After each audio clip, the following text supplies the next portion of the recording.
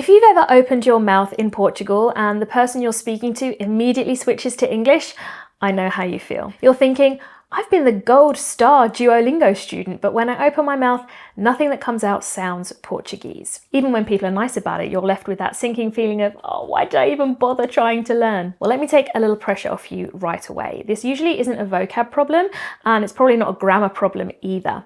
Most of the time, it's something more specific and honestly, way more fixable. It's learning to move your mouth and tongue so that you can replicate key sounds that are essential in Portuguese. These are the tricks that no one teaches you, but will instantly tell a native ear whether you sound Portuguese or clearly foreign. So if you have a few minutes, I'm going to help you today fix this by teaching you the exact mouth shape and tongue placements to master 5 of the most difficult sounds in Portuguese that beginners pretty much always get wrong. Before I show you the first one, I want to read you something my student Amanda sent me after spending a week in Portugal that shows you what can happen when your Portuguese pronunciation is flawless, because that's exactly what I want for you. She wrote, "We were in Portugal for a week and I'm thrilled to report that I did 90% of all communication, hotels, restaurants, Ubers, the airport, cinema, shops in Portuguese.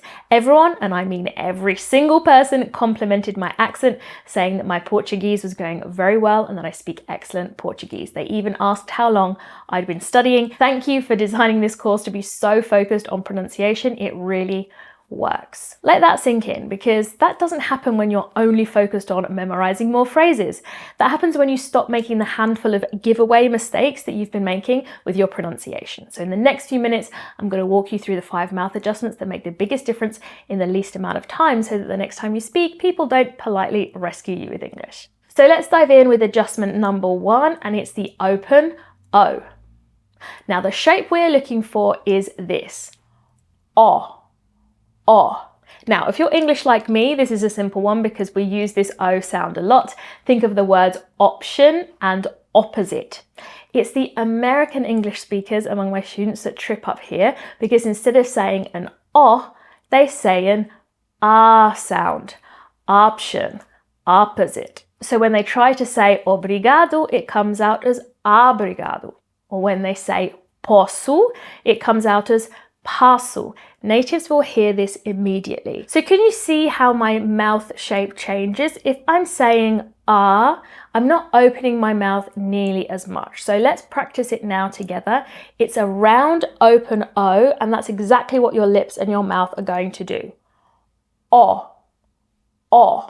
If you just isolate this sound and practice it, O, that's how you're going to get the words like obrigado and posso correct. That single adjustment will instantly make you sound Portuguese. If you want to go deeper on the American accent specifically and how to switch that to Portuguese, you can check out my video on how to lose your American accent. The link is in the description. And if you're finding this useful already, I do have a free pronunciation guide that covers 7 of the most difficult sounds to master in European Portuguese, complete with practice drills and native speaker audio. You can type pronunciation in the comments down below and we will send you the guide. The next adjustment is the closed E, okay? So in English, we open our mouths to make the E sound. E for elephant, for example. So when we say the end of words like igualmente, we want to say that E at the end differently. We want to say igualmente, e. But here's the secret that you need to know about Portuguese. That open E at the end gives you away every time. In European Portuguese, an E at the end of the word or in any unstressed syllable is nearly closed, almost silent. Your mouth stays almost shut. So think of it less of a sound and more of an afterthought. Let it disappear almost completely. Igualmente. Igualmente. Can you see how closed my mouth is? That's how we get to the closed E sound. Now this connects to something really important, the whole logic of how European Portuguese works. The language is built on closed syllables. Some vowels almost vanish entirely. I have done a full video on this, which you can check out next as well. I'm going to link them both below, that goes into a bit more detail of this, because it's another great hack to start understanding of how to sound Portuguese. Now, the next sound is really tricky, probably the hardest one of all. It's the L sound. L. Now, when English speakers see LH in Portuguese, they try to say them separately, a L and a H, but that's not how it works. LH is what we call a digraph, two consonants that are fusing together to make one sound. And this sound doesn't exist in English. So here's how to make it step by step. Start with the light L, the L at the beginning of lots or love. L, L. Can you see what my tongue is doing? You can do it too at home. L, L. L. We're raising up the tip of the tongue, the front of the tongue, to the front of the roof of the mouth. L, L. The next sound we need to make is a Y sound in English, a Y, Y. So again, let's pretend this is my tongue. If you say the words yes, yes, can you feel that that's the back of your tongue that's lifting up now? So we had L, where it's doing this, and Y, where your tongue's doing this. So the secret to actually saying this sound correctly is before we drop our tongue down after the L, we're gonna pull it back. And that ends up with your tongue doing what looks like the worm on the roof of your mouth. It goes up and then backwards, up and then backwards. So that's gonna look and sound like this. L, L. So that is the sound we need in words like filho, trabalho. I do also go through a lot more sounds that you can master in my free lesson for beginners.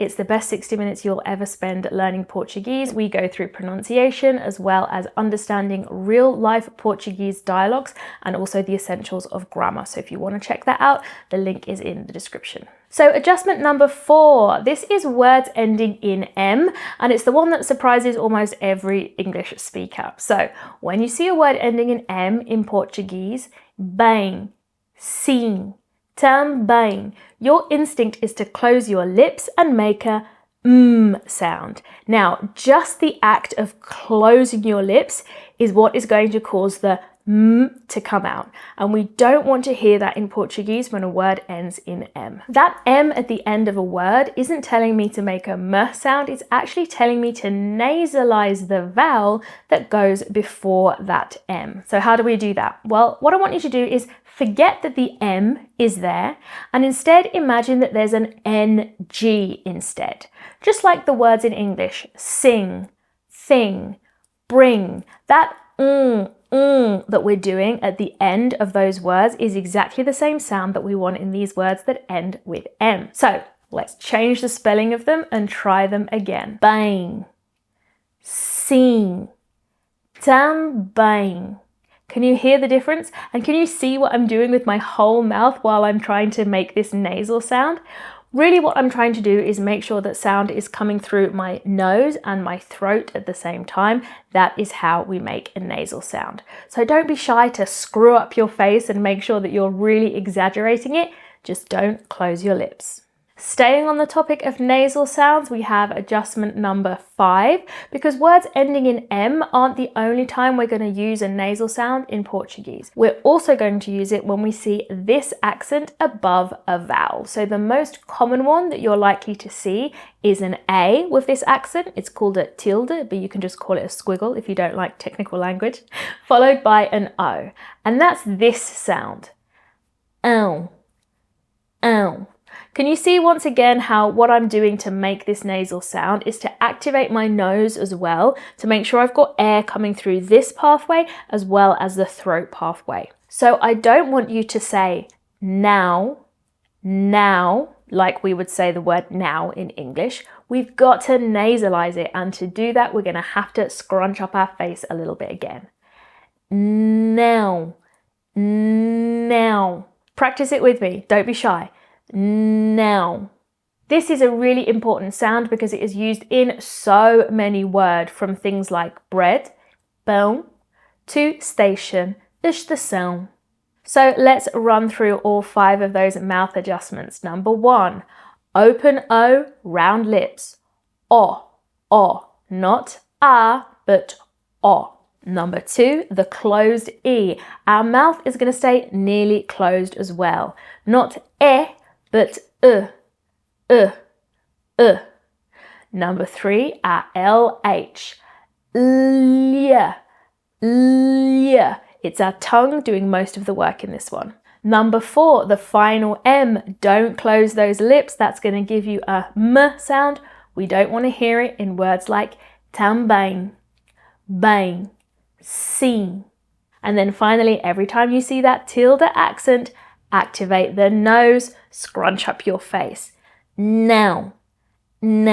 None of these sounds require a perfect ear, and none of them require years of study. They just require your mouth to go somewhere it's not used to going. So practice each one separately and then start combining them. Within a few weeks, you will notice people responding differently to you when you're speaking in Portugal. So here's the truth that most language courses won't tell you. You could have the vocabulary of an intermediate learner, but still sound like a tourist the moment you open your mouth because no one has taught you proper pronunciation. That is exactly what my free pronunciation guide and my free lesson for beginners cover extensively, giving you plenty of practice exercises that you can do at home. Both are linked in the description. Download the guide, save your spot in the lesson, and I will look forward to seeing you there. I'll be back this time next week with more tips and tutorials to improve your confidence and conversation skills in Portuguese, so make sure you're subscribed so you don't miss a thing.